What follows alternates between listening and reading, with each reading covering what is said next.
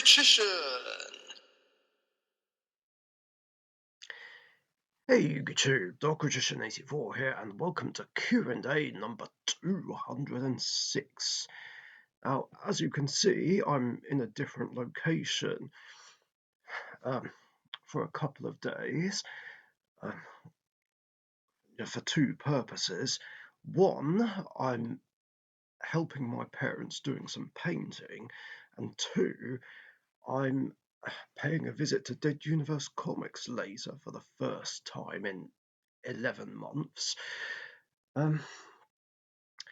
But yeah, I'm doing my Q&A in the morning for a change, just because, well, before going off to DU, I'm meeting up with Silver Cyclone for a bit.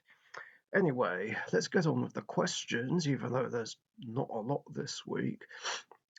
So the first two, as usual, are from Gunnar. One, what did you say about the new Bones cards revealed before Halloween? Well, naturally, I was surprised, actually, in a good way. It's quite cool to get other original series characters, see them get support. And I was asking if there were possible retrains. But after glancing at the list of the new Maze set, it looked like there were only two cards so far, Ectoplasmic Fortification and something else. I forget what it was.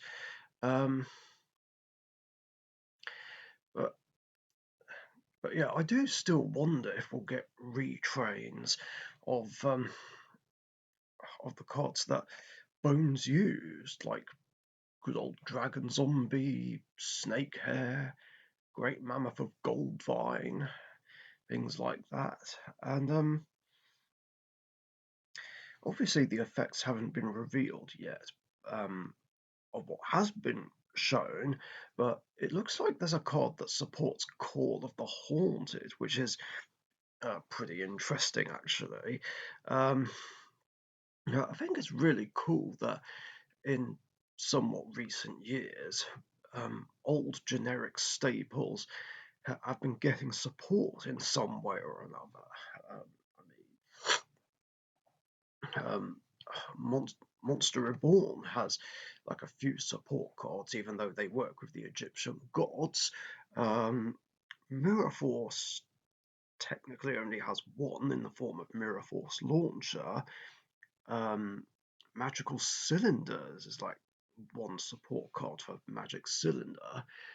Then there was that card that searches Torrential Tribute. I forget the name of it. And then, of course, we have the Radiant Typhoon archetype, which supports MST. And now we're getting something for Call of the Haunted, which is really cool. Obviously, like, technically one or two archetypes here are supporting a couple of these cards. But now I'm just wondering what other classic staples might get support. Swords of Revealing Light, maybe. Sakuratsu Armor, Widespread Ruin. Oh wait, I forgot, there is that Manticore card which does something with smashing around and fissure. I forget the name of it and how it works though. There's one thing I will say about cards that search out or set traps from the deck is that it sort of defeats the whole point of their element of surprise. I mean, as Yugi said in the original series, traps only work if they take you by surprise. So yeah, the obvious issue is if you're searching for a trap or setting it from the deck or what have you, the opponent's going to know it's there and they're going to try and play around it. I guess that's why I don't feel that good about using Magician's Salvation to set Eternal Soul. Um, I mean, it's a great card for the deck and helps deck fin. Um, but now, of course, the opponent knows it's there and will try and get rid of it and take advantage of the weakness. Um, then again, I guess if I can follow up with Dark Magician the Dragon Knight, it doesn't matter.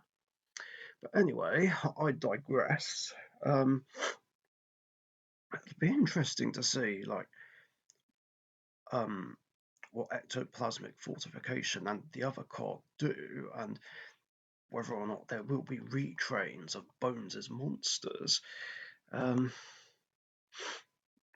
mean, it's kind of interesting they didn't come out in a slightly earlier set, to tie in with Halloween.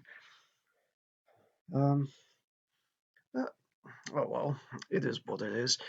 Um, 2. In the same set are the new Dark Magician cards.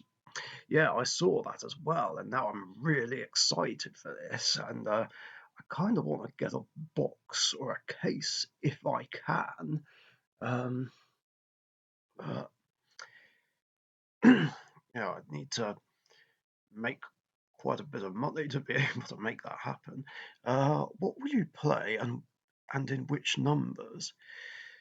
I'm gonna be honest, I hadn't thought about ratios for the new cards. Of course, my plan was to worry about that nearer the time of a TCG release, but I guess now there's a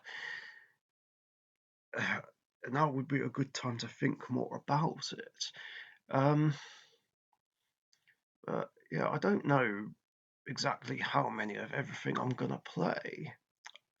I feel like the Gaze of Timaeus should be a 2 or 3 of.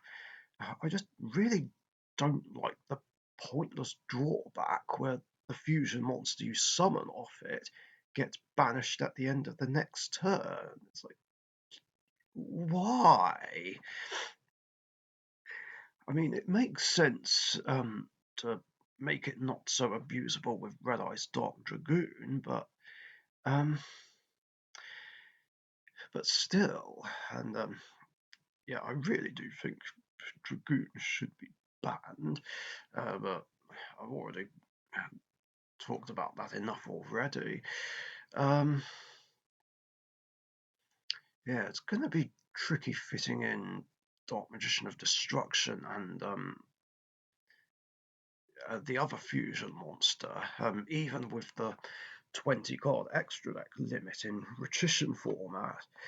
I feel like I'd have to look at other deck profiles just to get a rough idea. Um, Someone, I think Dark Magic Couple, maybe mentioned about dropping the original Eye of Timaeus, although to be honest, I do want to keep that card in the deck, just to have it on hand. And well, let's be honest, it's the only way I can go into Dark Paladin or Dark Cavalry, seeing as I don't have Buster Blade or any warriors. Well, except for Blackluster Soldier, Soldier of Chaos, but why would I want to fuse that away? But I'm not sure on numbers. I might need some help with that. I mean, I know I'm a Dark Magician expert, but sometimes even I can get stuck on ratios. I mean, eventually I'll figure something out, but well, no one's perfect. And the last question is from John Cross. If you was assign a dragon from Yu-Gi-Oh! 5Ds, which one will you be?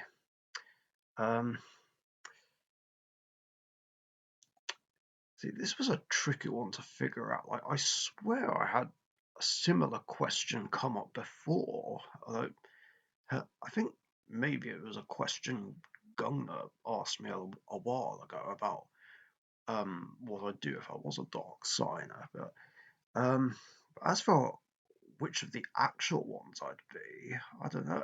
Um, I suppose. Um, wait. Oh yeah, Greiger is listed. Um, I suppose I'd probably be Greiger. Um, I guess for a couple of reasons. Um, having a similar motivation and wanting to get rid of Goodwin for wiping out a village and family. But I guess it's also more the fact that I've dabbled more into reactors than any of the decks that the Dark Signers actually play. Um, I mean, yeah, Earthbound Immortals aside, reactors are what I'm more familiar with. Because I actually did try and play the deck in the past, and I still have it on Edo Pro, like a more modernized version to try and make it work. I'm still wondering when we'll actually get some reactor support. I feel like it's about that time. Um, but yeah, Fortune Ladies I've not played. Same with Reptilines. I wouldn't know where to begin with that. It's also quite funny that Reptilines or reptile archetypes keep occasionally getting tons of support. Yeah, the Incas, yeah, the cards that Rex Goodwin plays, I've not had a go with either. Same with spiders or apes. Um,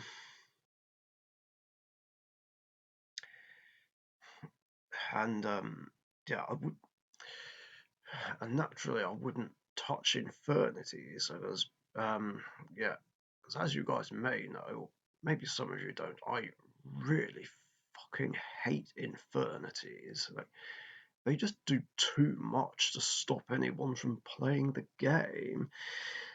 Um, so that's why I would not be Callum Kessler. Is there anyone I've missed? I think that's it. Yeah, I'd definitely go with Greiger. And that's going to do it for questions in this episode. Thanks a lot for your guys' questions. Very cool ones as always. And if you've got any other questions you want to ask me, post them in the comments section down below. And remember, I do these episodes every Wednesday afternoon or evening, UK time. So be sure to get your questions in before then so that you don't miss out. Thanks again. Stay safe. And hopefully I'll have some dual videos from a game night uploaded later on, and I'll catch you guys later. See ya. Thank you very much for watching. Be sure to subscribe to the Richician.